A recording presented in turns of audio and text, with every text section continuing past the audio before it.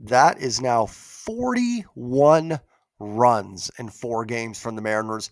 And of course, the big dumper adds in number 32 at the end of this one. What is up? What is going on, everybody? Welcome back and welcome into the Seattle Mariners post-game recap. The Mariners bats continue to dominate. They get a great start from Bryan Woo, and they defeat the Twins 11-2 in game one of this 4-game series. Before I dive into it, as always, like the video, comment your thoughts on the team and the game down below, and don't forget to hit that subscribe button if you are new or lurking to the channels. I'm on the road to 5,000. Yes, the beard is gone. There's still a little bit here, so the beard is not gone, but it's definitely a lot less than you're probably used to. Couple reasons for that. I work outside in Arizona. It gets very hot around this time of year. So just more comfortable for me. I'm going to a wedding in a few weeks. I'm in the wedding. So I want to look a little bit more presentable and cleaned up for that event. But I didn't get rid of the beard. It'll be back, but it is trimmed up ever so slightly here for the summer. And it didn't affect the Mariners today. I was a little bit nervous. I'm like, oh gosh, I get it trimmed up after they win a big series. But they win this one in Minnesota 11-2. These are fun, right? I mean, it's just, there's nothing negative. There's nothing bad to talk about. Cal drives in 2 runs, a hit, and his 32nd home run, continuing his MVP pace. Julio breaks out and has a big game with a double and a home run. How about Dom Canzone homering again? And maybe the most impressive thing for Dom today was that double 110, or excuse me, it was a single, but that single 110 off the wall against a left-handed pitcher. That might be the most important thing. Luke Raley hits a 3-run home run. Ben Williamson gets a couple hits. Cole Young gets a hit. Bryan Woo is outstanding for 6 innings. Bizzardo and Pop finish it off and do a great job at the back end of the bullpen here today. And this is a big win. Not only is Minnesota a team that's kind of in your rearview mirror for that wild card, you're now 3-1 against them, so you currently hold the tiebreaker. So it's just a big win in terms of, playoff, battling wins. But you win game one of a series like this where, and I never want to sound like I'm trying to sound like, a loser mentality of, oh, just go in and win 2. But I would have been okay coming into Minnesota and splitting this series, right? You won in Chicago. You can split against Minnesota, go to Texas, maybe win that series. And you're feeling okay about this team, right? That means they would have left this series, 41-39. Minnesota's a decent club. They're struggling. And now you've won game one. This gives you now just a little bit of a deep breath, right? You've got 3 games here. Now, listen, I hope they win the series. I hope they sweep the series. That would be amazing if they can do that. But if you are thinking that, a split is still okay, you've got 3 games here to get 1 and you feel good. You've got, who goes tomorrow? Luis Castillo going tomorrow, George Kirby going. So, I mean, you feel it's definitely very possible here. And, if Minnesota keeps reeling and the bats keep swinging it well for the Mariners, I don't think it's crazy that you can win 3 out of 4 here.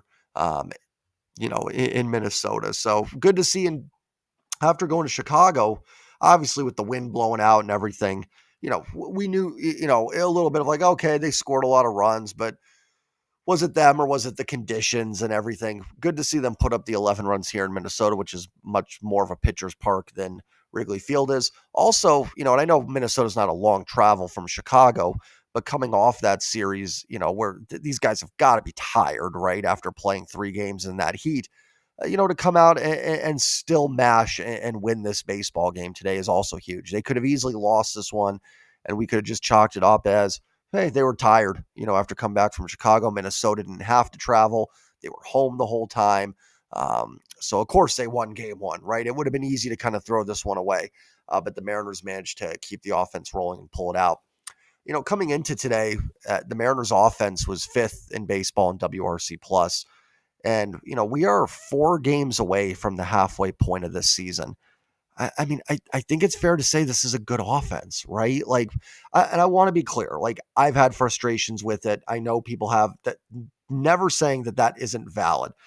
They have been frustrating at times, right? There was some stretches there when the team was really struggling that, we were mad at the offense and rightfully so. They were leaving a lot of runners on and just kind of having some anemic performances overall. But and when you play so many games in a sport like baseball, those stretches do happen where you're just not dialed in. The worst pitching staffs in baseball are going to have games where they pitch well. The worst offenses are going to look good for a few weeks. The best offenses are going to look bad sometimes. So are the best pitching staffs. I mean, I don't think I've ever seen, outside of maybe the Legion of Boom Seahawks defense, I don't think any of my sports teams has ever had a unit where I haven't had some level of frustration at some point with them. But anyways, I'm kind of doing long-winded to just say this is a good offense. I think they're 11th in runs scored. That may be going up after today. They're never going to be top 2 or 3 in runs scored. They just don't play in a ballpark that's conducive to that. Not blaming T-Mobile, because they're also going to let up less runs than they would in other ballparks. They're going to pitch better at T-Mobile. So it balances out, but they're never going to be top 3 or 4 in runs scored. But this is the offense we've asked for from this team. Be 10th, to 12th in runs scored. I mean, obviously that's more important than WRC plus. You got to score runs to win. But like I said, they're 5th in WRC plus. They're 4th or 5th in walk rate. They've cut down on the strikeouts. They're still like 10th in terms of 10th worst at striking out, but they're not on some historical pace here. Um, and it looks like the pitching, is finally healthy here. Gilbert's back. Kirby's settled in a little bit here. That, like I said, unfortunately this year we haven't gotten that dominant pitching to go along with the good offense. The pitching has been a lot more pedestrian this year. Doesn't mean it hasn't had its, fair share of solid performances. Woo's been really good. Castillo has. Hancock's been up and down.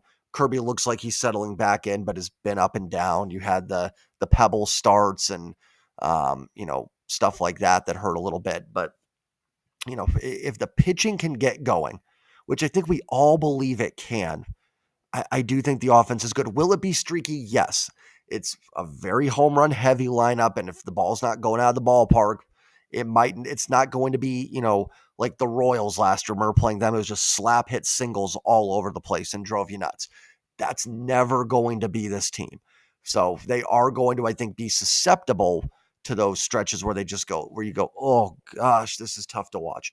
But the end product is good. And we're halfway through the season now. We're not dealing with small sample sizes anymore. I do think this is good offense. And I think we've undersold the Luke Raley injury.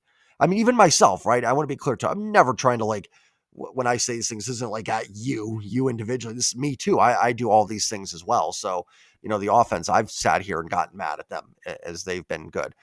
I think we've undersold the Luke Raley injury and how important it was. Luke Raley is a really good hitter, and he missed about a month and a half here.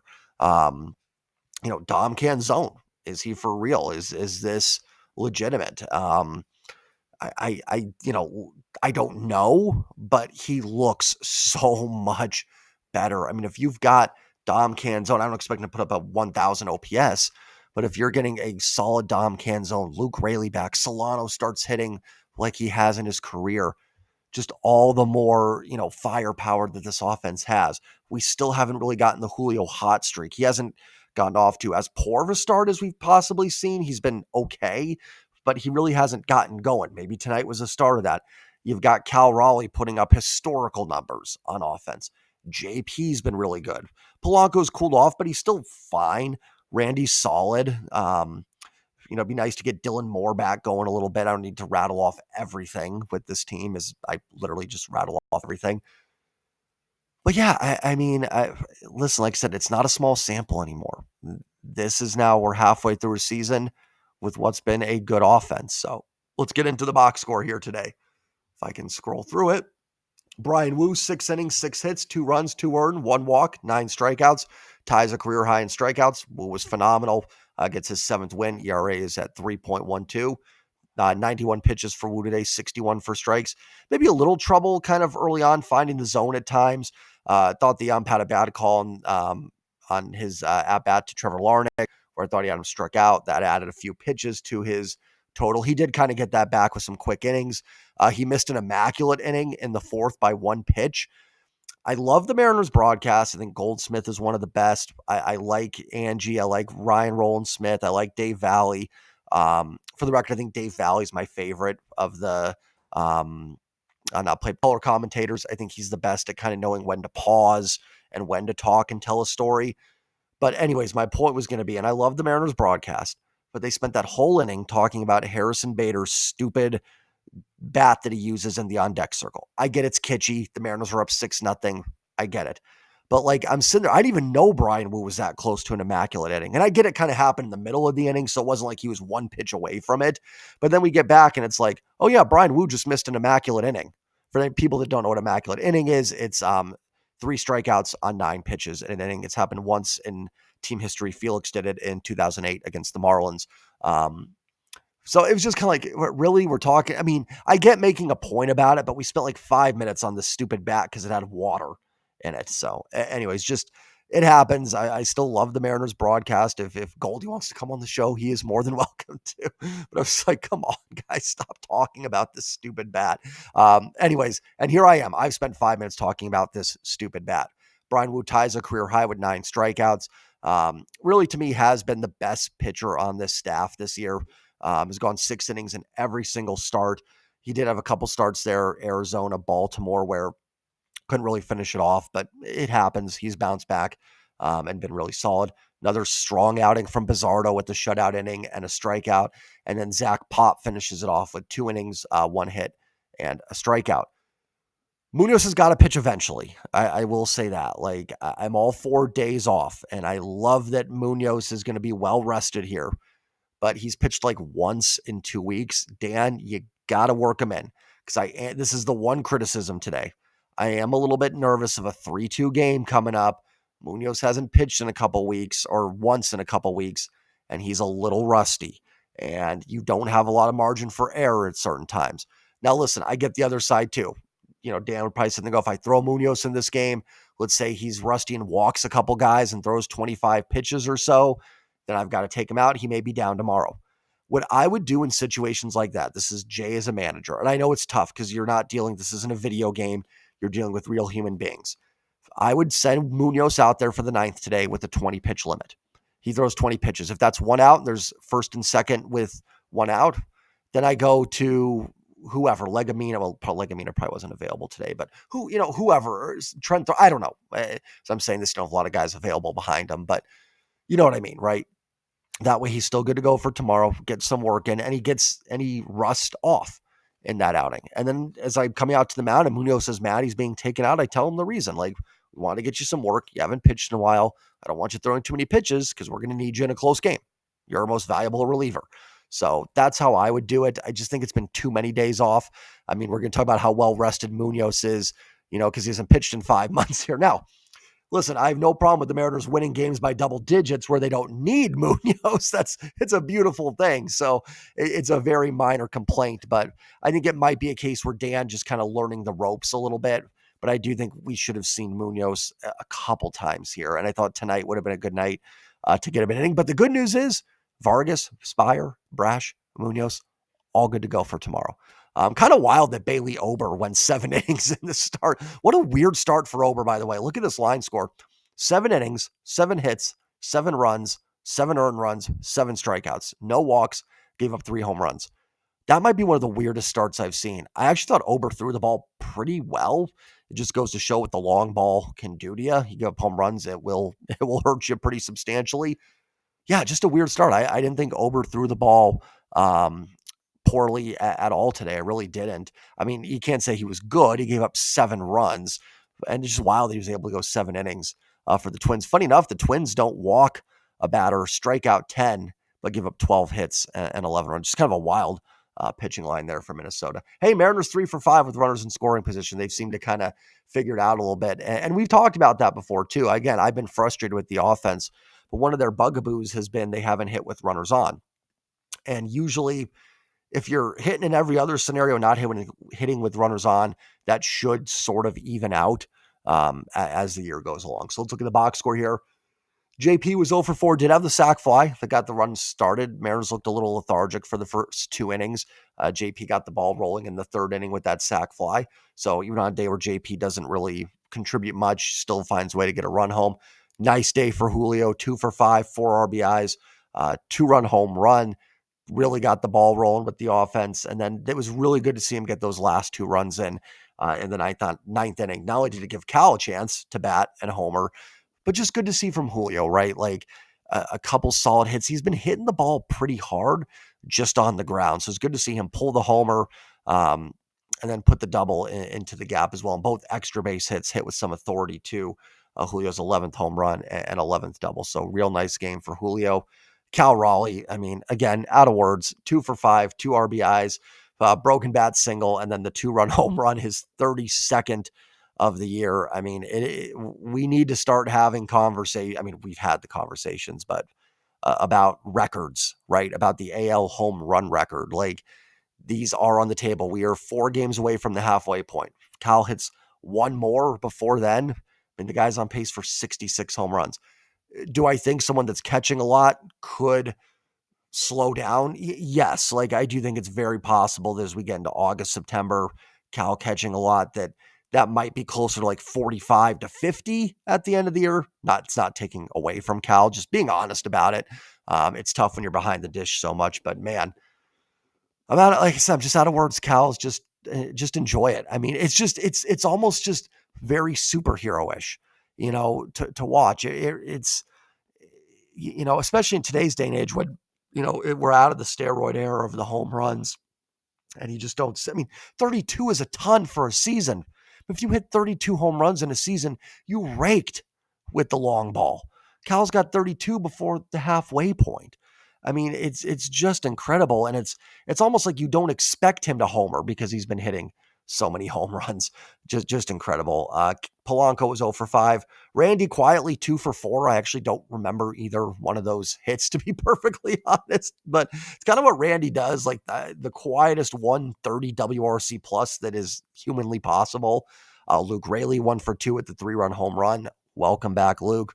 Dylan Moore pinched hit, struck out. It was a good pitch on the outer, on the black. I mean, I can excuse some poor play when the team wins 11-2. Dom Canzone 2 for 4, hits his 4th home run of the season. He's got 3 home runs his last 2 games. And like I said, I think the most impressive thing Dom did today was that double off of Wentz.